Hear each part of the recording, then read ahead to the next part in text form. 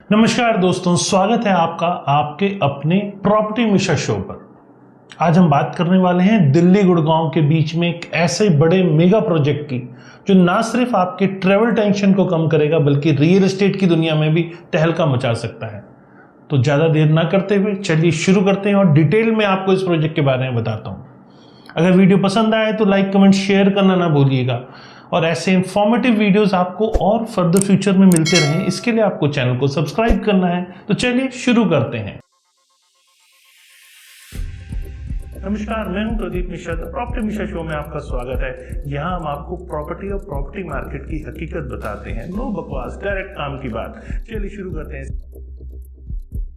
रोजाना दिल्ली गुड़गांव एक्सप्रेसवे पर जाम का सामना करने वालों के लिए बहुत बड़ी खुशखबरी। एनएचएआई ने आईएनए से गुड़गांव फरीदाबाद तक 25 से 30 किलोमीटर लंबा एलिवेटेड कॉरिडोर बनाने का प्लान फाइनल कर दिया है। ये प्रोजेक्ट ना सिर्फ NH48 को डीकंजेस्ट करेगा बल्कि साउथ दिल्ली और गुरुग्राम की रियल एस्टेट के अंदर भी एक नई उड़ान भर सकता है। सबसे पहले जानते हैं कि इस प्रोजेक्ट की क्या डिटेल्स है। यहाँ ये एक एलिवेटेड कॉरिडोर आईएनए से शुरू होकर नेल्सन मंडेला मार्ग तक यानी वसंत कुंज तक जाएगा और वहां से होते हुए गुरुग्राम फरीदाबाद रोड तक ही जाएगा। ये करीब 30 किलोमीटर लंबा होगा जिसका 90% हिस्सा जो है एलिवेटेड होगा इसका, जबकि कुछ सेक्शंस जो इसके अंदर होंगे उसमें टनल या अंडरपास भी बनाए जाएंगे। अब एनएचएआई की बात करते हैं।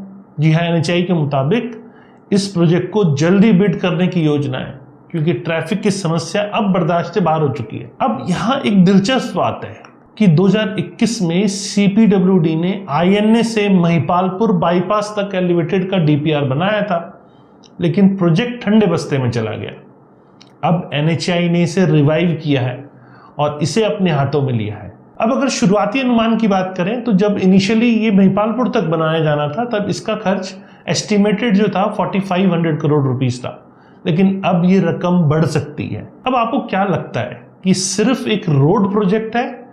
तो गलत है।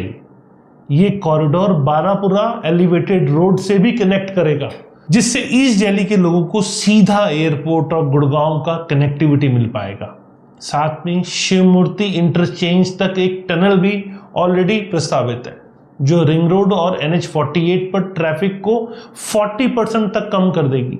अब मैं इसको द्वारका एक्सप्रेसवे से कनेक्ट करता हूं। द्वारका एक्सप्रेसवे जो कि ऑलरेडी दिल्ली मुंबई एक्सप्रेसवे से कनेक्टेड है।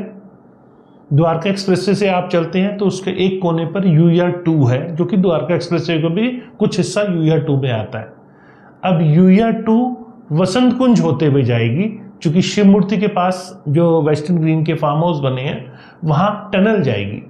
टनल कहाँ निकलेगी? टनल निकलेगी नेल्सन मंडेला मार्ग के पास और वहीं पर नेल्सन मंडेला से लेकर आपका बारापुला रोड जो कि एम्स के पास है वहां तक ये बारापुला एलिवेटेड रोड बनेगा। और ऑलरेडी बारापुला बना हुआ है, तो जहां आपका RRTS का स्टेशन है वहां तक बारापुला करीब करीब बना हुआ है। तो बारापुला से आप NH24 होते हुए सीधा आप गाजियाबाद से कनेक्ट हो जाते हैं। तो ट्रैफिक कंजेशन को हटाने के लिए ये एलिवेटेड रोड बहुत ही कारगर साबित हो सकती है, लेकिन आसान नहीं है क्योंकि ये एरिया भीड़ भाड़ वाला है और यहाँ बनाना बहुत आसान मेरे को नहीं दिखता। लेकिन ठीक है, अगर विश है तो जरूर बनेगा और इससे ट्रैफिक कंजेशन भी इसे हटेगा। तो आपको क्या लगता है ये सिर्फ रोड प्रोजेक्ट है? नहीं, ये बारापुला एलिवेटेड रोड को भी कनेक्ट करेगा और जैसा मैंने बताया कि ईस्ट दिल्ली से भी लोगों का एयरपोर्ट आना जाना बहुत आसान हो जाएगा। अब NH48 पे ट्रैफिक स्टडी के ग्राफ को समझते हैं। आखिर ये प्रोजेक्ट इतना जरूरी क्यों है?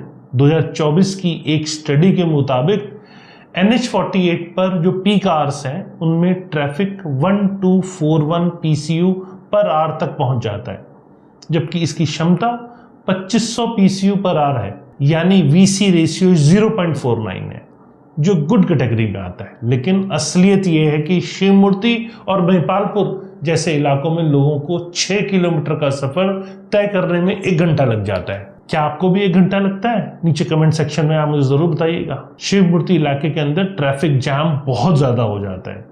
इसका सबसे बड़ा कारण एंट्री एग्जिट पॉइंट का गलत प्लानिंग करना। जैसे कि शंकर विहार से अगर अलग एंट्री एग्जिट नहीं होने से वहां हमेशा जाम लगा रहता है। NHAI ने अब इस प्रस्ताव में 4 नए एंट्री एग्जिट पॉइंट बनाने का प्लान किया है, जिससे ट्रैफिक फ्लो सुधरेगा। अब बात करते हैं उस चीज की जो आपको सबसे ज्यादा इंटरेस्ट करती है। जी हाँ, वो है रियल एस्टेट पर असर। ये प्रोजेक्ट साउथ दिल्ली के इलाकों जैसे कि वसंत कुंज, महिपालपुर, नेल्सन मंडेला मार्ग की प्रॉपर्टीज को और ज्यादा हॉट बना सकता है, क्योंकि एयरपोर्ट और गुड़गांव की कनेक्टिविटी बढ़ने से कमर्शियल डेवलपमेंट को इस एरिया में बूस्ट मिलेगा। दूसरा, द्वारका एक्सप्रेसवे की जो कनेक्टिविटी है, क्योंकि वो दिल्ली मुंबई एक्सप्रेसवे का भी पार्ट है। द्वारका एक्सप्रेसवे अब आप सीधा गाजियाबाद भी जा पाएंगे और बगैर किसी ट्रैफिक के जा पाएंगे, तो इसका भी अपना एक बड़ा इंपॉर्टेंस बन सकता है, क्योंकि एरिया में भी द्वारका एक्सप्रेसवे पे भी इसका इम्पैक्ट आपको देखने को मिलेगा, पॉजिटिव इम्पैक्ट देखने को मिलेगा। और गुरुग्राम फरीदाबाद रोड के आसपास के इलाके जो अभी तक सेमी अर्बन है, वहां पर भी रेजिडेंशियल प्रोजेक्ट्स को बढ़ावा मिल सकता है। और साथ में कॉरिडोर के नजदीक वाले कमर्शियल स्पेसेस जैसे ऑफिस कॉम्प्लेक्स या रिटेल आउटलेट में भी यहाँ डिमांड बढ़ सकती है। अब मेरा आपसे एक सवाल कि अगर आपको इस कॉरिडोर के आसपास इन्वेस्टमेंट करना हो तो कौन सा एरिया आप चुनेंगे, वसंत कुंज, महिपालपुर, गुरुग्राम फरीदाबाद रोड या द्वारका एक्सप्रेसवे? अब एक और अहम पहलू, इस प्रोजेक्ट की सस्टेनेबिलिटी।